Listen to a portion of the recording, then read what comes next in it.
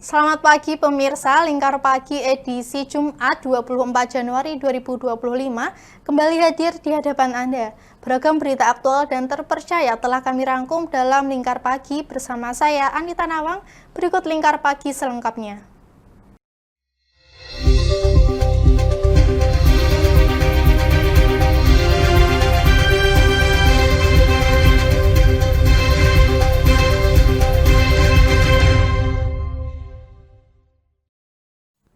Para korban banjir bandang akibat jebolnya tanggul Kali Bodri hingga kini masih bertahan di lokasi pengungsian.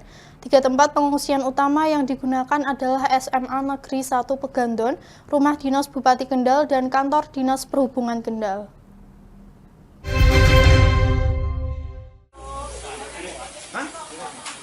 Sebagian besar pengungsi memilih untuk tetap tinggal di lokasi pengungsian karena air yang menggenangi rumah mereka belum sepenuhnya surut.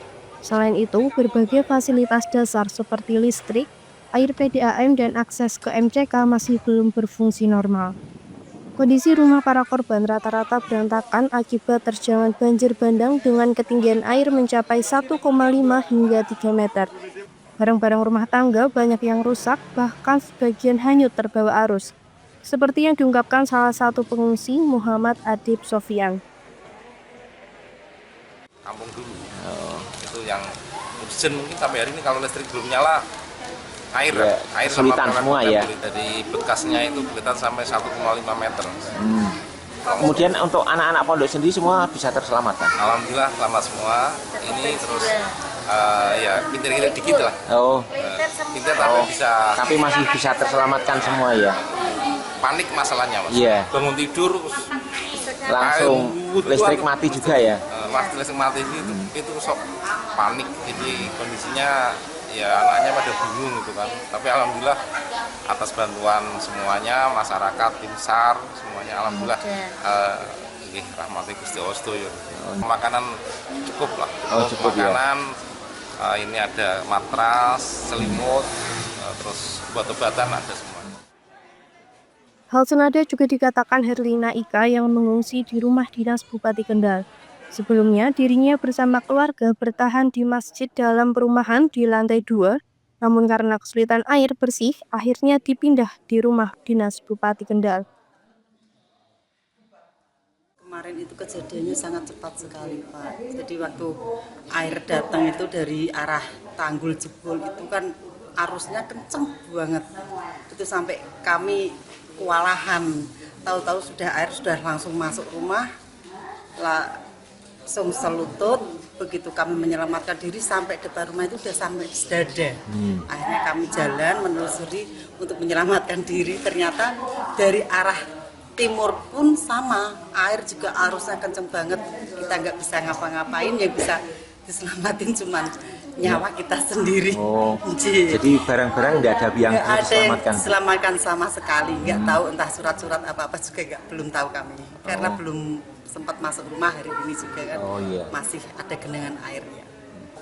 Harapannya ya semoga airnya cepat surut, tanggulnya juga sudah ditutup, yang aluran sungai itu cepat ditutup, jadi sudah nggak masuk lagi. Pemerintah Kabupaten Kendal terus berupaya memberikan bantuan logistik kepada para pengungsi, termasuk makanan, air bersih, dan kebutuhan dasar lainnya. Kita sudah lakukan evakuasi korban yang ada di desa Lanji, kemudian di desa sekitarnya. Kita lakukan pertolongan untuk jangan sampai yang bersangkutan terjebak di banjir. Ada 2 tempat yang kita jadikan tempat pengungsian, yaitu di SMA 1 Pegandon dan di Dinas Perhubungan. Itu yang menjadi tempat pengungsian kita. Nah, dalam hal pengungsian itu tentunya nanti kita sediakan juga sarana prasarana dan kebutuhan pokok yang dibutuhkan oleh pengungsi. Ini di sekitar Pegandon itu ada, di SMA 1 Pegandon ada 90-an, dan di Dinas Perhubungan ada sekitar 100-an pengungsi.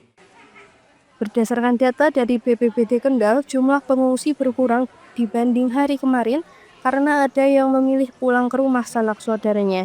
Dengan rincian, di SMA Negeri 1 Peganten 86 jiwa pengungsi, di Sub Kendal 123 jiwa pengungsi, dan di Rumah Dinas Bupati ada 60 jiwa, dengan total pengungsi 269 jiwa. Dari Kendal, Jawa Tengah, Wahyudi, Lingkar TV melaporkan.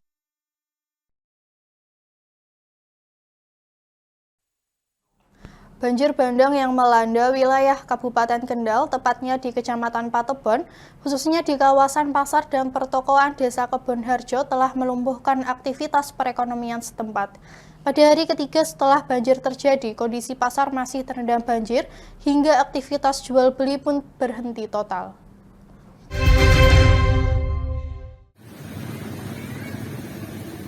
Warung-warung dan kios yang berada di tepi jalan raya sebagian masih terendam air, bahkan belum memungkinkan untuk dibersihkan. Sejumlah warung pun terlihat rusak dan roboh akibat derasnya aliran banjir. Sementara itu, toko-toko yang lokasinya berada di area lebih tinggi sudah mulai dibersihkan. Kendati demikian, banyak barang dagangan yang terlihat kotor dan rusak akibat diterjang banjir. Kawasan perumahan di Desa Kebonharjo yang berdekatan dengan pasar juga masih terendam banjir. Sebagian warga terlihat mulai membersihkan rumah dan barang-barang yang terkena dampak. Namun masih ada warga yang bertahan di tempat pengungsian. Kalau kondisi rumah di dalam sekarang sebagian kebanyakan masih ada air. Paling enggak ya sedengkul lah. Kalau hari ini masih ada airnya terus masih mengungsi juga? Ya sementara mengungsi daripada nanti sakit. Karena kan untuk BAB itu kan sulit. Supaya air bisa cepat surut, mungkin karena mampet atau gimana Pak? Ya mungkin ada saluran yang tersumbat sehingga tidak mengalir. Karena saya lihat airnya tidak mengalir. Berarti ingin harapnya segera dibenahi itu ya? Dibenahi yang menyumbat air mengalir. Heru, warga Desa Kebonharjo menyebutkan bahwa banjir sulit surut lantaran saluran air yang ada terlalu sempit sehingga aliran air tersumbat. Menurutnya, kondisi ini sering terjadi setiap hujan deras dan berharap ada solusi jangka panjang dari pemerintah. Oh ya, pertama kali ya kita mengamankan barang-barang yang ada. Keduanya itu kita membantu tetangga, Mas. Dalam hal ini ya mungkin kalau ada yang belum makan dan sebagainya kita berbagi makanan yang ada di tempat kita. Kan makanan belum datang, apa yang ada kita bagi-bagi dulu untuk saudara. Pak, selama ini dari Pemkab sendiri sudah ada penanganan banjir? Udah, mantap, udah. Untuk bantuan makanan tuh luar biasa, melimpah. Bapak sendiri keluarga udah ada mengungsi? Enggak ada. Ya, kita jaga sih, memang ada beberapa yang ikut evakuasi, tapi kita juga bertahan di sini sudah ada keamanan di sini aja. Menanggapi situasi tersebut, penjabat Sekretaris Daerah Kendal Agus Dwi Lestari menyatakan bahwa pemerintah daerah akan berupaya menata lingkungan yang lebih baik untuk mencegah kejadian serupa. Sebagai langkah penanganan darurat, pemerintah Kabupaten Kendal juga telah memperbaiki tanggul yang sebelumnya jebol akibat banjir. Tindakan ini dilakukan untuk mencegah meluasnya genangan air ke wilayah lainnya. Saat ini sudah diberikan penanggulangan sementara, yaitu menutup tanggul. Yang sebelah selatan itu kewenangannya Pemda kita sudah lakukan, turunkan bigo. Kemudian yang sebelah utara itu Pusdataru kita sudah lakukan asesmen untuk kita laksanakan perbaikan darurat. Jangan sampai nanti hujan lagi, nanti itu jadi masalah keluarnya air dari Sungai Bodri ke perkampungan. Upayanya adalah bagaimana untuk menata drainase kota lebih baik lagi. Nanti jadi prioritas dan evaluasi untuk pelaksanaan penataan kota ke depannya lagi. Jadi jangan sampai nanti terjadi ini airnya lama surutnya. Masyarakat berharap pemerintah dapat memberikan solusi komprehensif untuk mencegah terulangnya banjir, sehingga kegiatan perekonomian dan kehidupan sehari-hari dapat kembali normal. Dari Kendal, Jawa Tengah, Wahyudi, Lingkar TV melaporkan. Pasca banjir akibat jebolnya tanggul Kali Bodri di Desa Kebonharjo dan Lanji, Kabupaten Kendal, kini masih ada sejumlah wilayah di Kecamatan Patebon yang terendam banjir. BPBD Kendal pun langsung memasang pompa air untuk membantu menyurutkan genangan agar banjir di perumahan Patebon segera surut.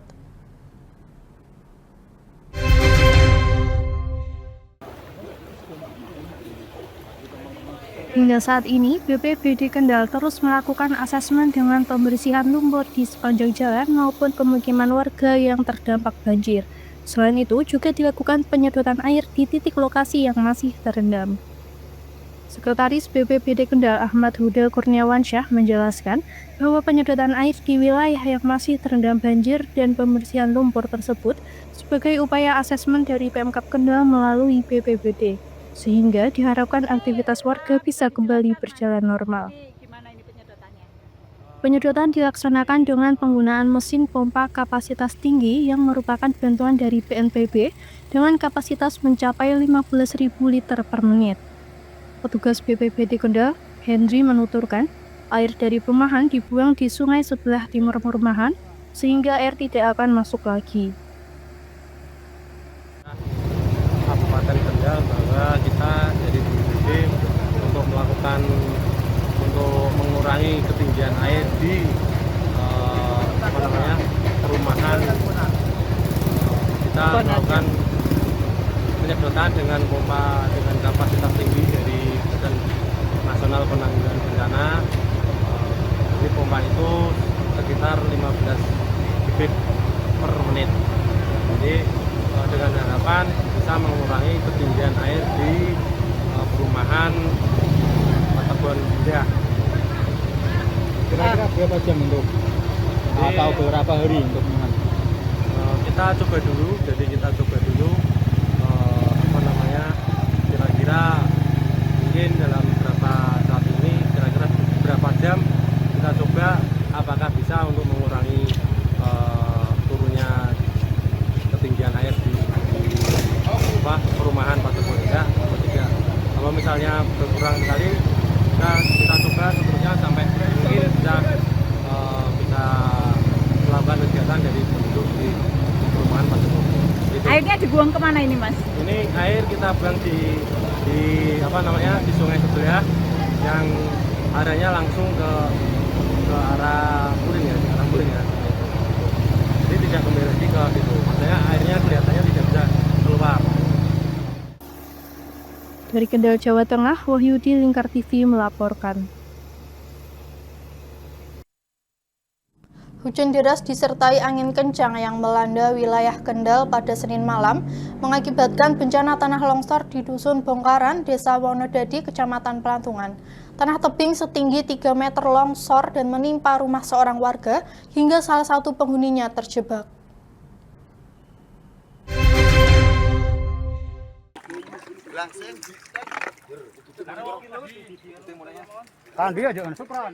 Korban bernama Waliyah mengalami luka serius pada bagian tangan, pinggul, dan kaki akibat tertimpa reruntuhan tembok rumahnya saat longsor. Meski demikian, anaknya yang masih kecil berhasil diselamatkan tanpa luka. Menurut suami Waliyah, Eko Supriyanto, peristiwa tersebut terjadi sekitar pukul 8 malam saat hujan deras mengguyur wilayah tersebut. Tanah tebing yang berada di belakang rumahnya tiba-tiba runtuh dan menghantam bagian rumah hingga tembok roboh dan menimpa istrinya yang berada di dalam rumah. Evakuasi korban pun berlangsung dramatis. Butuh waktu sekitar 1 jam karena kondisi material longsoran yang berat. Warga bersama petugas BPBD bekerja keras untuk mengeluarkan korban dari puing-puing tembok yang roboh. Pas sekitar jam 7 tuh hujan masih deras. Posisi hujan masih deras, terus tiba-tiba yang pertama yang roboh itu ruang tengah sama ruang dapur. Nah, ruang dapur sama ruang tengah ini pada pindah ke depan. Pindah ke depan, terus nggak tahu kalau yang di depan juga roboh. Masih berdiri, masih posisi lagi duduk. Lagi ngumpul di depan itu, terus yang ini ketimpa. Yang satu anak kecilnya itu bisa ditarik. Nah ini sampai setengah jaman. Ketimpa temboknya, temboknya itu baru bisa keluar setelah hampir 1 jam. Ini yang luka apa saja? Yang luka bagian tangan, kaki, paha, sama pinggang. Kaki dua-duanya. Kalau tangan yang paling parah yang sebelah sini. Tulangnya geser. Hujan deras, hujan plus angin. Nggak ada longsoran tanah itu, nggak ada? Ya, longsor, tanahnya longsor itu. Oh, tanah longsor. Tanah longsor kan tebing sekitar 2,5 meter. Itu tebingnya longsor pas nimpa ke rumah. Jadi tembok rumah bongkar nimpa ke ini. Jam berapa kejadiannya? Sekitar jam 7-an, habis maghriban. Udah ada bantuan dari pihak rumah sakit sama pihak kepolisian. Penginapan gratis atau? Iya, sekitar penginapan dan perawatan gratis. Ya bisa merehab rumah sama bisa, kalau bisa sih tebingnya itu ada pondasian lagi gitu. Saat ini korban masih dirawat di RSI Kendal dan pembiayaan ditanggung oleh Lazismo. Wilayah longsor juga sudah mulai dibersihkan oleh masyarakat bersama TNI, Polri, dan BPBD Kendal. Diakui di wilayah tersebut memang sering terjadi tanah longsor. Dari Kendal, Jawa Tengah, Wahyudi, Lingkar TV melaporkan. Pemirsa, kami akan kembali lagi usai jeda berikut ini.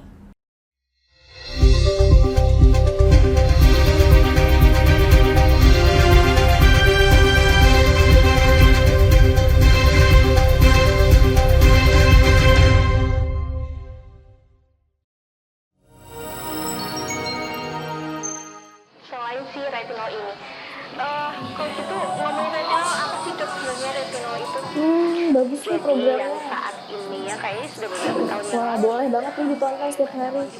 Meanwhile,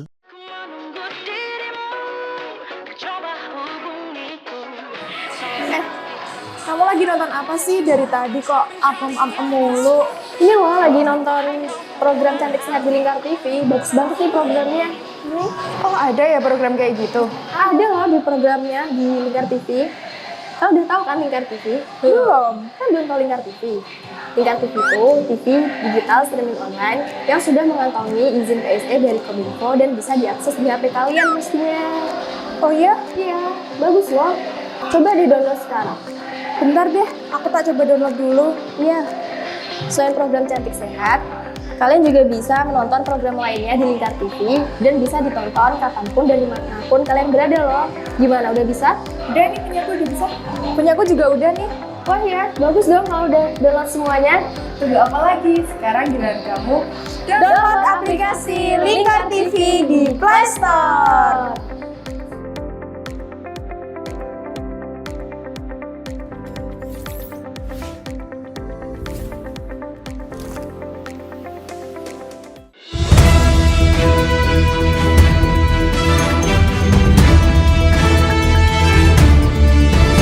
menemani pagi Anda dengan menyajikan berita nasional dan regional yang dikupas secara akurat dan aktual untuk awali hari. Dalam Lingkar Pagi, setiap Senin hingga Sabtu jam 8 pagi hanya di Lingkar TV.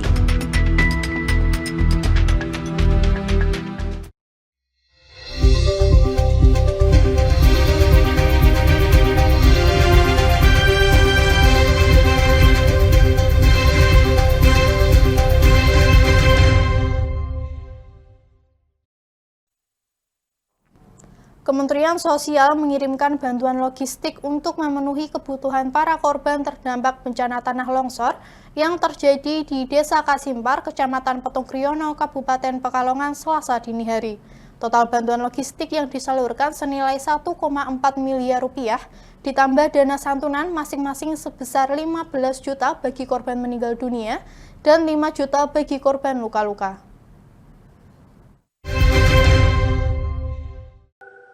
Bencana tanah longsor melanda Desa Kasimpar, Kecamatan Petung Kriono, Kabupaten Pekalongan, Jawa Tengah. Bencana tersebut terjadi usai hujan deras terus-menerus sejak Senin malam 20 Januari hingga Selasa dini hari 21 Januari 2025. Dirjen Rehabilitasi Sosial Kementerian Sosial Supomo saat meninjau lokasi pada Rabu 22 Januari mengatakan Kemensos mengirimkan bantuan logistik untuk memenuhi kebutuhan para korban terdampak bencana dengan total nilai bantuan sebesar 1,4 miliar rupiah, serta memberikan santunan sebesar 15 juta rupiah untuk setiap korban meninggal dunia dan 5 juta rupiah untuk korban luka-luka. Kami juga menyiapkan santunan untuk para korban yang nanti akan diterima oleh ahli waris. Sekarang ini kami sedang proses dengan teman-teman kepolisian untuk memastikan penerimanya adalah ahli waris yang berhak. Penting kita sinergikan semua. Saya memastikan bersama Pak Dirjen, Pak Kadrem bahwa koordinasi sudah berjalan dengan baik. Nanti insya Allah moga-moga kita berdoa bersama supaya para korban segera ditemukan dan sementara hujan berhenti dulu. Meskipun kondisi cuaca masih buruk dan berkabut, pencarian dengan cara menyisir di sejumlah titik terus dilakukan dengan harapan korban lain yang masih tertimbun dapat segera ditemukan. Hingga kini korban tanah longsor yang berhasil ditemukan dalam kondisi meninggal dunia sebanyak 20 orang, korban luka-luka 13 orang, dan korban hilang 7 orang. Pembongkaran pagar laut di pesisir perairan Tangerang masih dilakukan Kementerian Kelautan dan Perikanan (KKP) bersama pihak-pihak terkait pada Kamis 23 Januari 2025. Direktorat Jenderal Pengawasan Sumber Daya Kelautan dan Perikanan (PSDKP) KKP menuturkan, sudah ada 2 orang yang diperiksa terkait pagar laut sepanjang 30,16 km.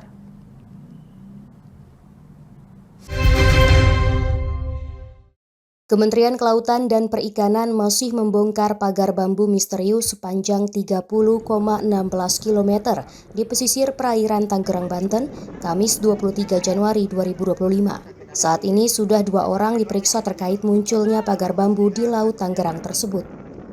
Intinya KKP tetap terus akan mencari sampai. Berarti total ada berapa orang? Akan manggil orang lain lagi, kita konfirmasi. Total berapa orang? Ada berapa orang Pak yang sudah? 2 orang. 2 orang. Jadi rencana kan terus manggil lagi. Iya. Itu latar belakangnya dari korporasi atau nelayan? Yang mengaku sebagai nelayan, juru bicara atau apalah ya. Tapi bukan nelayan sih dia. Kalau dibilang saya pendamping nelayan, bilang gitu loh. Kementerian juga akan memanggil dan memeriksa pihak terkait hingga mendapatkan pemilik ataupun tersangka pagar bambu misterius yang ditanam di perairan pantai utara Kabupaten Tangerang.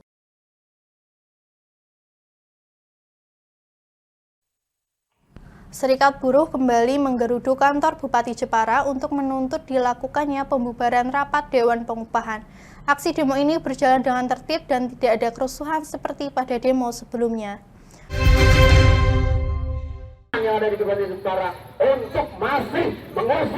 Ketua Dewan Pengupahan Kabupaten Jepara Edi Sujatmiko menyampaikan, rapat Dewan Pengupahan terkait UMSK merupakan langkah cepat yang perlu diambil untuk menjaga kestabilan perekonomian. Dengan tingginya UMSK di Jepara menimbulkan risiko yang tinggi juga. Salah satunya adalah pengurangan jumlah karyawan sekitar 30%. Ketua Dewan Pengupahan Kabupaten Jepara Edi Sujatmiko menuturkan, jika pengurangan karyawan ini bukan karena PHK, melainkan tidak diperpanjangnya kontrak kerja karyawan tersebut. Salah satu perusahaan yang ada di Jepara yaitu PT Sami. Menurutnya akan melakukan pengurangan sebanyak 500 karyawan setelah pembayaran UMSK pada bulan ini.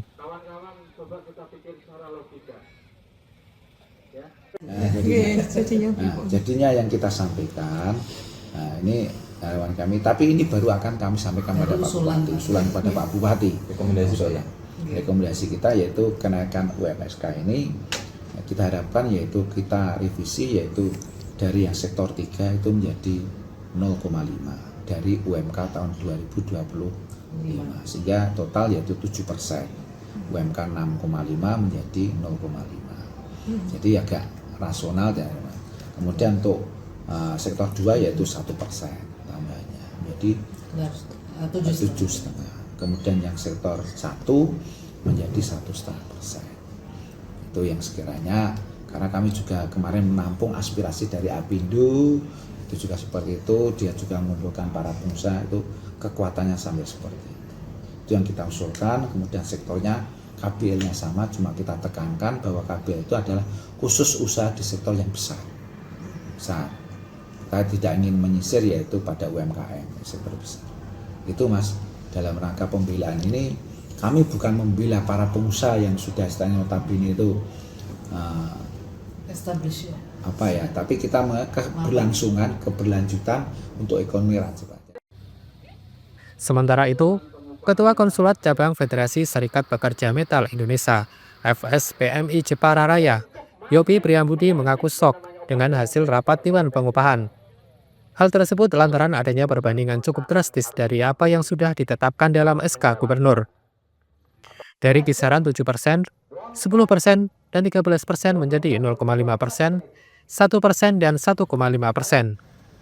Menurut Yopi, adanya perubahan nominal atau persentase UMSK ini bisa mempengaruhi kondusivitas di Jepara.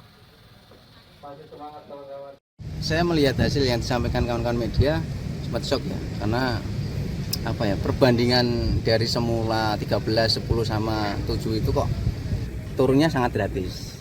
Ya, di sini kami yang saya sampaikan statement saya, ketika nanti di sini kok ada perubahan nominal ataupun perubahan angka persentase perkalian upah sektor, ya jangan salahkan kami kalau kondusivitas di Kabupaten Jepara tidak stabil. Dan kalau statementnya pengusaha itu kan ngomongnya rugi dan rugi ya, saya buktikan besok saya akan buat rugi. Itu statement saya, perlu diingatkan kawan media. Itu akan saya laksanakan mulai minggu depan. Kalau ngomong perusahaan mengalami kerugian terkait masalah upah minimum sektor, itu saya akan lakukan. Karena sudah membuktikan kepada masyarakat atau pekerja yang ada di Kabupaten Jepara menurunkan tanpa kesepakatan semua Dewan Pengupahan yang ada di Kabupaten Jepara. Hasil dari rapat tersebut sendiri bukan sebuah keputusan, namun rekomendasi yang akan disampaikan kepada PC Bupati Jepara nantinya akan menjadi rekomendasi yang diajukan kepada PC Gubernur Jawa Tengah melalui Disnaker Provinsi. Dari Jepara, Muhammad Aminuddin, Lingkar TV melaporkan. Serikat Buruh kembali menggeruduk kantor Bupati Jepara untuk menuntut dilakukannya pembubaran rapat Dewan Pengupahan. Aksi demo ini berjalan dengan tertib dan tidak ada kerusuhan seperti pada demo sebelumnya. Untuk mengetahui lebih lanjut tuntutan para buruh di Jepara, kami telah terhubung dengan reporter kami Muhammad Aminuddin.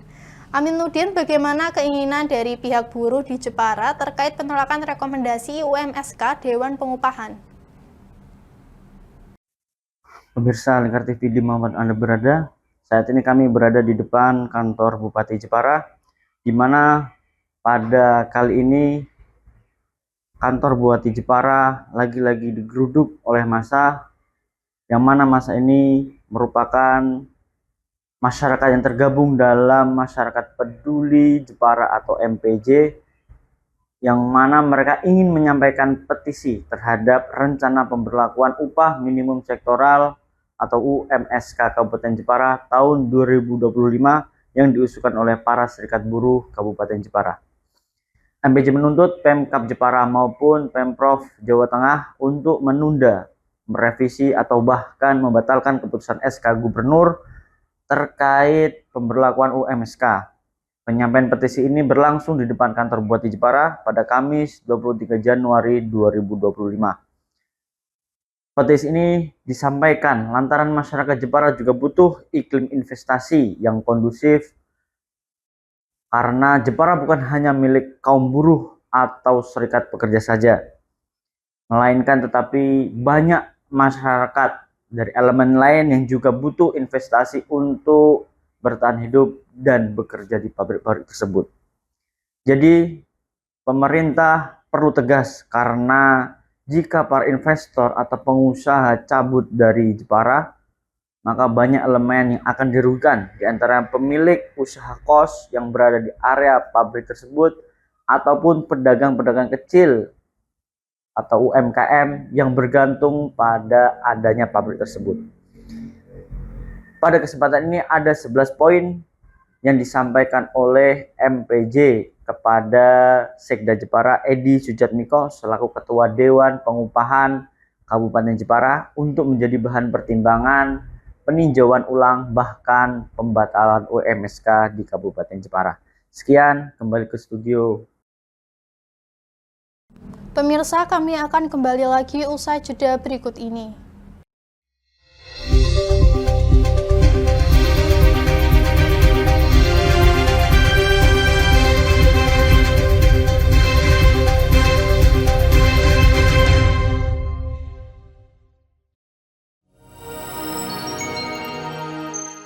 Selain si retinol ini, kalau gitu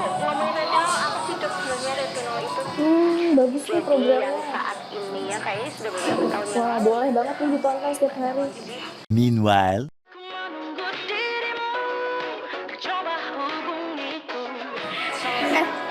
Kamu lagi nonton apa sih dari tadi kok apem-apem mulu? Ini loh lagi nonton program Cantik Sehat di Lingkar TV. Bagus banget nih programnya. Ini. Oh, ada ya program kayak gitu? Ada loh di programnya di Lingkar TV. Kau udah tahu kan Lingkar TV? Belum. Kan belum tahu Lingkar TV. Lingkar TV itu TV digital streaming online yang sudah mengantongi izin PSE dari Kominfo dan bisa diakses di HP kalian mestinya. Oh iya? Iya, bagus loh. Coba di-download sekarang. Bentar deh, aku tak coba download dulu. Iya. Selain program Cantik Sehat, kalian juga bisa menonton program lainnya di Lingkar TV dan bisa ditonton kapanpun dan dimanapun kalian berada loh. Gimana, udah bisa? Udah nih, punyaku udah bisa. Punyaku juga udah nih. Wah ya, bagus dong kalau udah download semuanya. Tunggu apa lagi? Sekarang giliran kamu download aplikasi Lingkar TV di Play Store.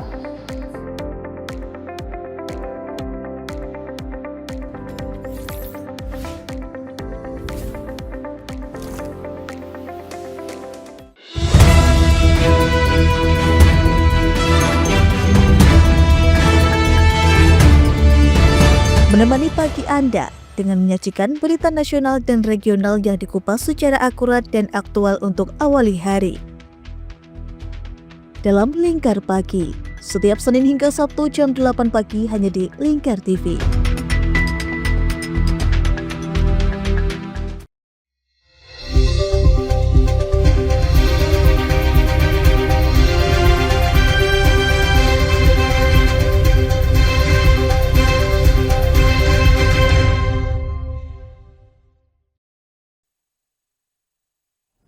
Presiden Prabowo Subianto menyatakan komitmennya untuk menutup keran impor jagung dan beras pada akhir tahun 2025. Menko Pangan Zulkifli Hasan menyebut bahwa produksi kedua komoditas tersebut melimpah di dalam negeri.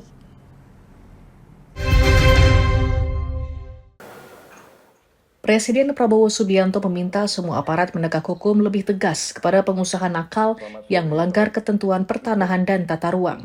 Arahan tegas ini disampaikan Kepala Negara dalam sidang Kabinet Paripurna di Istana Kepresidenan Jakarta Rabu 22 Januari. Menurut dia, ketentuan-ketentuan hukum yang ada harus dipatuhi tanpa terkecuali karena pemerintah tidak akan memberikan perlakuan khusus kepada beberapa golongan saja. Prabowo pun kemudian memberikan ultimatum apabila ada pengusaha yang nakal dan enggan menyelesaikan kewajibannya di depan hukum, maka izin usahanya akan dicabut oleh pemerintah. Menyelesaikan kewajiban-kewajibannya dan tidak melakukan, ya pemerintah akan melaksanakan kewajibannya, mencabut izin dan menguasai kembali lahan-lahan tersebut. Apalagi lahan-lahan itu adalah hutan lindung dan sebagainya. Hingga saat ini pelanggaran terkait tata ruang masih sering ditemukan. Terakhir, yakni pemagaran laut sepanjang 30 km di Kabupaten Tangerang, Banten. Presiden Prabowo Subianto telah menyetujui wacana batasan penggunaan media sosial untuk anak. Menanggapi hal tersebut, Wakil Ketua Komisi 1 DPR RI, Dev Laksono di Kompleks Parlemen Jakarta pada Rabu 22 Januari 2025 menilai perlunya keterlibatan ahli dalam menentukan batas usia penggunaan media sosial. Wakil Ketua Komisi 1 DPR RI Dev Laksono mengatakan, pemerintah perlu melibatkan sejumlah ahli dalam menentukan batasan usia pengguna media sosial. Menurut Dev, saat ditemui di Kompleks Parlemen Jakarta Rabu 22 Januari, ada beberapa hal yang harus dipertimbangkan dalam menentukan batasan-batasan usia pengguna media sosial, salah satunya aspek psikologis. Ini kan jadi kayak Amerika kalau nggak salah 14, di Perancis sama di Kanada 15, lalu di Australia 16 tahun. Itu kan mutusin angka di angka segitu, itu kan melalui proses. Jadi nggak bisa langsung kita comot, kita tentukan bahwa angka ini cukup, angka ini belum gitu. Ya, nah, jadi kita memiliki banyak ahli psikolog anak. Ya, terus juga ada ahli agama, ahli sosial, ahli budaya. Ya, ini harus ada landasannya lah sebelum kita memutuskan angka-angka tersebut. Sebelumnya, Presiden Prabowo menyetujui pembatasan penggunaan media sosial untuk anak sebagai salah satu upaya mewujudkan internet ramah anak guna melindungi anak-anak dari dampak negatif digitalisasi. Satpol PP Kabupaten Rembang melaksanakan kegiatan penertiban yang ditujukan kepada pedagang kaki lima di dua lokasi strategis, yakni Jalan Dr. Sutomo dan Jalan Hos Cokroaminoto. Kegiatan penertiban ini bukan hanya sekedar tindakan tegas, tetapi juga merupakan upaya edukatif untuk mengingatkan para pedagang agar tidak meninggalkan lapak mereka setelah berjualan.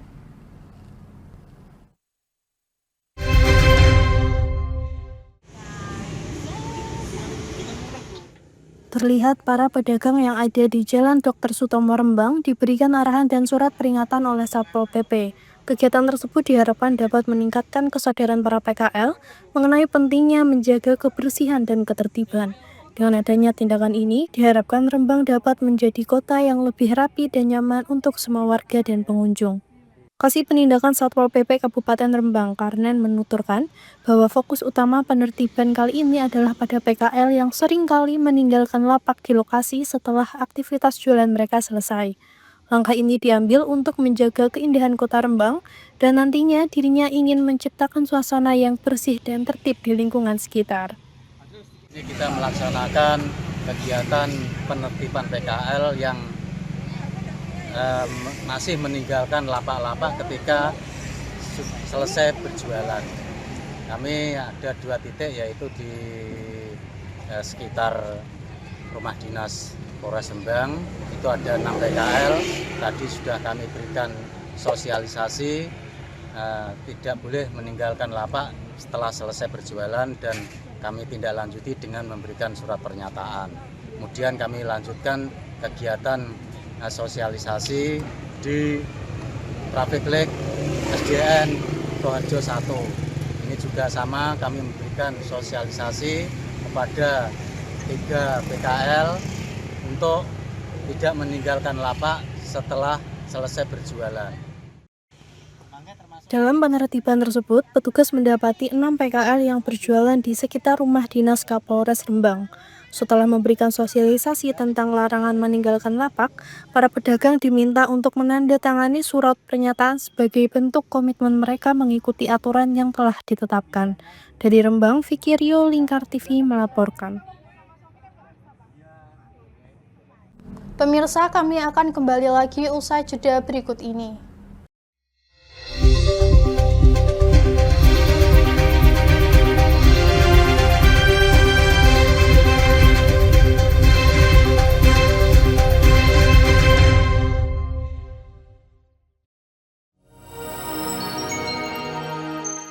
Selain si retinol ini, kalau gitu ngomongin retinol, apa sih dok sebenarnya retinol itu? Bagus nih programnya. Yang saat ini ya kayaknya sudah beberapa tahun yang Wah, boleh banget nih ditonton setiap hari. Meanwhile,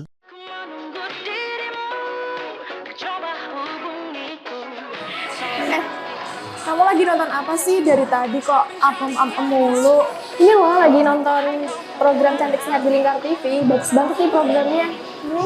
Oh, ada ya program kayak gitu? Ada loh di programnya di Lingkar TV. Kamu udah tahu kan Lingkar TV? Belum. Kan belum tahu Lingkar TV. Lingkar TV itu TV digital streaming online yang sudah mengantongi izin PSE dari Kominfo dan bisa diakses di HP kalian mestinya. Oh iya? Iya, bagus loh. Coba di-download sekarang. Bentar deh, aku tak coba download dulu. Iya.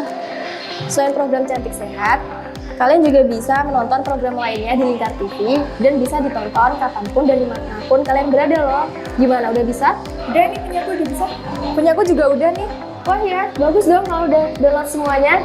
Tunggu apa lagi? Sekarang giliran kamu download aplikasi Lingkar TV di Play Store.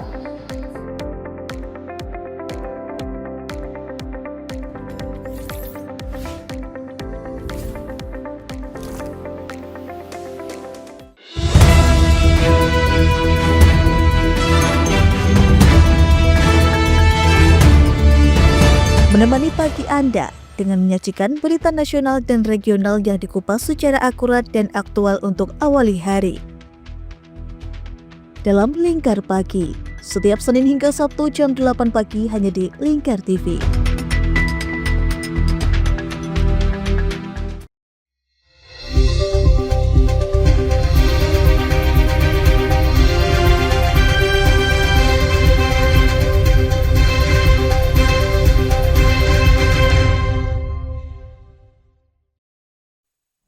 Balai Besar Karantina Hewan dan Tumbuhan Provinsi Sulawesi Selatan melakukan sosialisasi pencegahan wabah penyakit mulut dan kuku PMK pada sapi.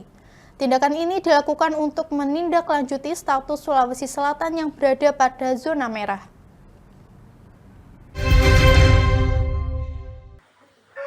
Meskipun Indonesia sudah menyatakan bebas dari penyakit mulut dan kuku atau PMK pada ternak sapi sejak tahun 1990, pada Desember 2024 penyakit itu kembali muncul di sejumlah daerah, termasuk Sulawesi Selatan yang masuk zona merah.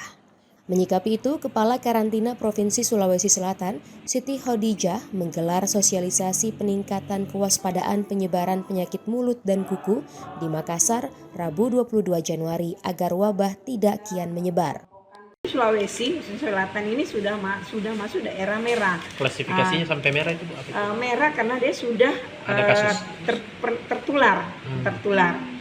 Kalau hijau itu tidak ada data misalnya Papua, laporan adanya penyakit tersebut. Walaupun sama-sama merah misalnya dari Sulawesi Selatan ke Sulawesi Tenggara atau Sulawesi Utara, itu juga harus kita waspadai sehingga tidak terjadi penyebaran lebih luas terkait dengan penyakit PMK tersebut. Sementara itu, salah seorang peternak sapi di Kabupaten Maros, Herman, mengatakan dokter hewan dari Dinas Peternakan setempat rutin memeriksa ternaknya sehingga aman dari penyakit mulut dan kuku. Awasi dari dokter dari Dinas Peternakan. Kadang dia datang satu kali satu minggu. Dia datang untuk mengawasi sapi-sapinya. Sulawesi Selatan juga memperketat pintu keluar masuknya ternak sapi baik dari zona merah, kuning, atau hijau, serta melakukan pemeriksaan rutin dan pemberian vaksin pada ternak sapi yang populasinya di Sulsel tahun lalu mencapai sekitar 1,4 juta ekor dengan pengantar pulauan yang didominasi ke Kalimantan.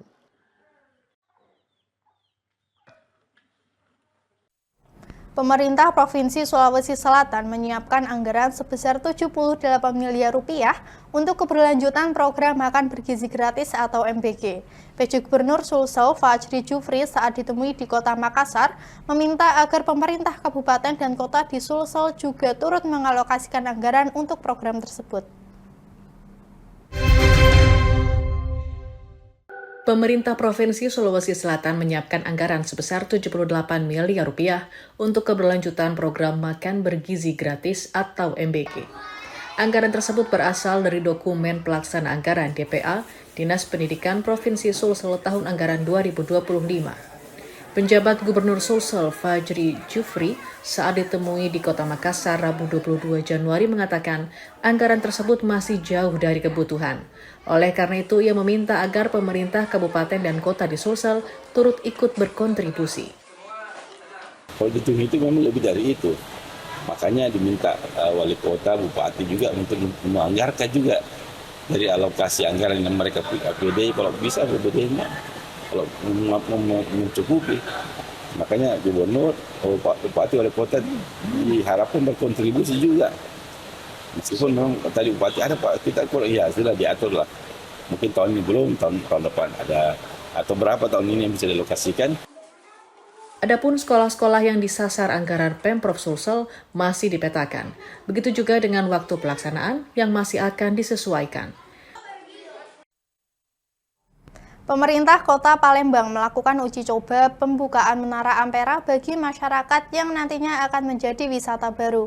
Penjabat Wali Kota Palembang Jika Virgowansyah menyebut bahwa uji coba dilakukan pada publik untuk mendapat lebih banyak evaluasi sebelum resmi dibuka.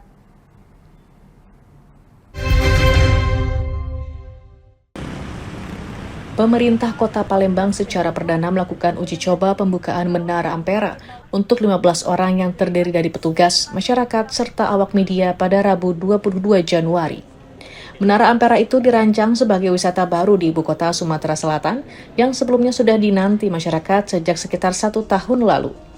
Wisata Menara Ampera ini menawarkan keunikan tersendiri berupa pengalaman menikmati suasana kota Palembang dari ketinggian 60 meter. Dari hasil uji coba ini, keamanan pada lift dan tangga darurat hingga regulasi untuk durasi dan jumlah pengunjung dalam 1 hari masih perlu dikaji kembali secara sempurna. Penjabat Wali Kota Palembang, C.K. Virgowansyah, pada Rabu 22 Januari menyebut, uji coba yang dilakukan bertujuan untuk mendapatkan lebih banyak masukan dari masyarakat guna perbaikan objek wisata terkait. Mulai hari ini kan sudah mulai simulasi nih, masyarakat bisa naik, bahkan jangan cuma petugas doang nih kan. Kemarin-kemarin kan petugas saja nih, naik ngecek kebersihan segala macam. Nah itu sudah dilakukan, sekarang kita coba masyarakat, agar kita bisa mendapatkan masukan yang lebih banyak lagi dari masyarakat untuk menyempurnakan proses pelayanannya seperti apa. Karena barang ini baru dan cuma satu-satunya, jadi kita nggak bisa nyontoh. Karena satu-satunya, kita harus belajar mandiri. Sementara itu, Kepala Dinas Pariwisata Kota Palembang, Sulaiman, menyebut tiket yang diberlakukan menggunakan sistem online untuk mencegah antrian panjang. Nanti mereka diterima di bawah di sini, tentunya melalui registrasi, mungkin nanti tiketingnya sistem online. Kita tidak membuka di sini, jangan sampai kalau dibuka di sini akan menimbulkan kekisruan. Begitu online nanti silakan mereka melalui barcode aja. Barcode bisa menukarkan tiketnya di loket yang sudah ada di sini. Usai dilakukan uji coba dan evaluasi, wisata Menara Ampera akan segera dibuka untuk umum, namun penjabat Wali Kota Palembang belum memastikan tanggal resmi serta harga tiket yang akan diberlakukan nantinya.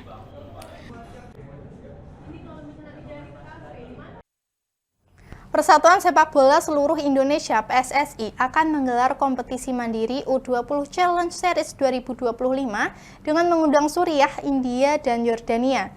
Kompetisi yang dipusatkan di Stadion Gelora Delta Sidoarjo, Jawa Timur itu akan berlangsung pada 24 hingga 30 Januari. Tujuannya untuk simulasi Timnas Indonesia U20 yang bulan depan akan berlaga di putaran final Piala Asia U20 di Cina.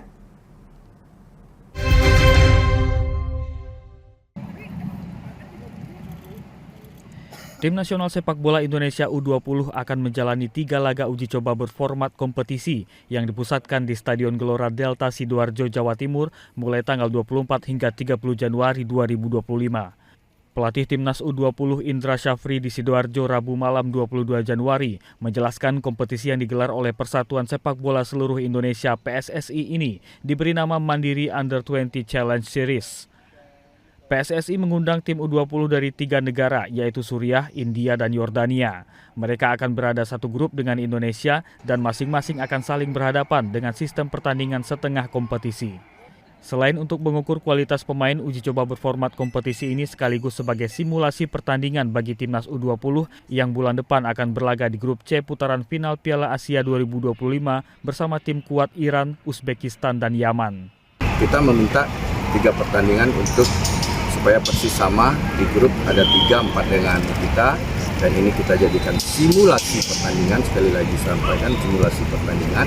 Kalau kualitas yang sama tentu nggak bisa dengan misalnya dengan Uzbek, dengan Yaman, dengan Iran, tentu nggak bisa persis sama. Tapi minimal ini tim-tim yang juga saya pikir cukup kuat ya untuk dijadikan lawan tanding tim nasional U20. Indra Syafri telah memilih 28 pemain yang akan berlaga di kompetisi mandiri Under-20 Challenge Series. Dari semula memanggil 34 pemain yang sejak awal Januari lalu menjalani pemusatan latihan di Jakarta. Nantinya 28 pemain akan dikerucutkan menjadi 23 pemain. Merekalah yang akan dibawa berlaga di putaran final Piala Asia U20 tahun 2025 di Cina.